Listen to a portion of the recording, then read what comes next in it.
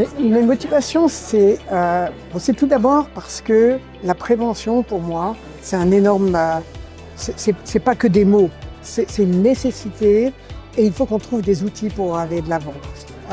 Donc des outils qui ne soient pas non seulement financiers, mais qui soient aussi un collectif qui avance, qui a les mêmes objectifs vers une prévention qui soit efficace, qui soit visible et qui donne envie aussi à tout le monde de faire de la prévention.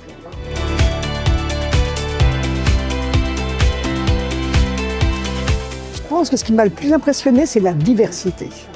Parce qu'on a aussi bien des projets très observationnels, notamment ceux qui s'appuient sur les études Colaos, par exemple, qui permettent de tirer toujours de nouvelles informations de ce projet majeur.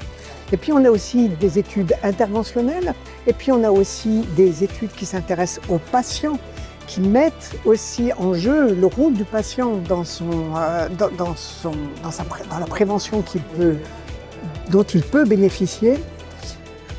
Donc cette diversité, elle est assez extraordinaire et c'est ce qui rend le travail très difficile.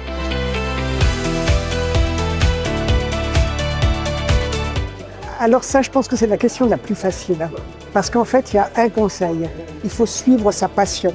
Il faut suivre ce qui nous fait bouger dans la tête, ce qui nous fait bouger aussi physiquement, ce qui nous amène aux patients. Il faut avoir confiance en soi pour choisir des priorités. On est obligé de faire des priorités lorsqu'on travaille dans le domaine de la santé.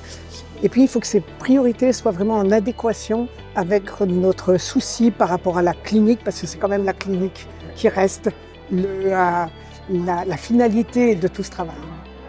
Merci beaucoup. Merci. Voilà, merci.